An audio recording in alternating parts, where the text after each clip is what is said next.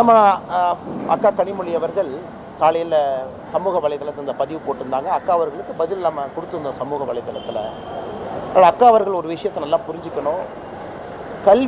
கல்விக்கு பணம் தர மறுக்கிறாங்க அப்படிங்கிறது தவறான ஒரு சொல்லாடு. மத்திய அரசு பல ஹெட்டில் பல பணம் வருது. அது ஆரம்ப கல்வியாக இருக்கட்டும், உயர்கல்வியாக இருக்கட்டும், எல்லா இடத்துக்குமே மத்திய அரசு பணம் கொடுக்குறாங்க. எங்கேயும் இல்லை என்று சொல்லலை.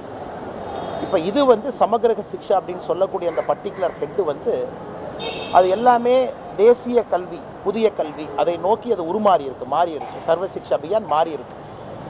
ஸோ இவ்வளவு பேசக்கூடிய அக்கா கனிமொழி அவர்கள் எதற்காக போன ஆண்டு 2024 தமிழக அரசு PM ஸ்ரீ பள்ளிக்கூடத்தை நாங்கள் ஏற்றுக்கிறோன்னு எதற்காக சொன்னாங்க? அதற்கு அக்கா பதில் சொல்ல மாட்டாங்களே.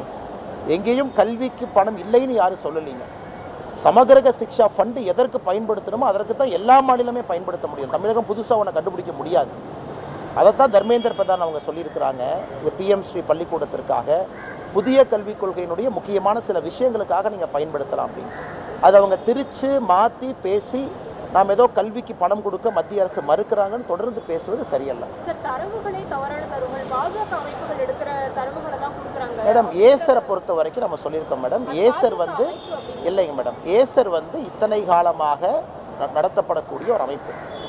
அது மத்திய அரசு மேற்பார்வையில் நடந்தாலும் கூட அந்தந்த மாநிலத்தில் குரூப் ஆஃப் NGOs, ஒரு மாநிலத்தில் NGO அமைப்புகள் சேர்ந்து தான் அதை நடத்துகிறாங்க.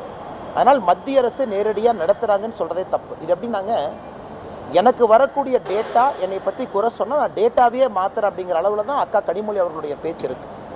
ஏசர் அமைப்புகள் இந்தியா முழுவதும் நடத்துகிறாங்க. எத்தனையோ இடத்துல தமிழகத்தை பற்றி சரியாக சொல்லியிருக்காங்க, சில இடத்துல நல்லா சொல்லியிருக்காங்க. அதையெல்லாம் அவங்க எடுத்து ஃபர்ஸ்ட் பேஜில் போட்டுக்கிறாங்க. எங்கே கல்வியில் லேக்குன்னா இருக்குன்னு பின் பாயிண்ட் பண்ணும் பொழுது இவங்க ஏசரையே அவங்க குறை சொல்வது எந்த அளவுக்கு ஏற்றுக்கொள்ள முடியும்? ஸோ இன்றைக்கி கனிமொழி அவங்க என்ன சொல்கிறாங்க, இல்லை நாங்களே அடுத்த வருஷம் ஒரு அமைப்பை வச்சு நாங்கள் நடத்துவோங்கிறாங்க. அந்த அமைப்பும் இதே தானே வரும். ஆனால் ஏசர் எல்லாமே ரெக்கார்டட் தானுங்க. எத்தனை பள்ளிக்கூடத்துக்கு போனாங்க, எந்த பேராவை படிக்க சொன்னாங்க, எந்த மாவட்டத்தில் எந்த பள்ளிக்கூடத்தில் தரவுகள் எடுத்தாங்க, அது எல்லாமே ஓப்பன் டேட்டா. அதில் யாரும் மறுக்க முடியாதல்ல. அதை கனிமொழி அவர்கள் குற்றம் சொல்வது சரியல்ல என்பது எங்களுடைய கருத்து.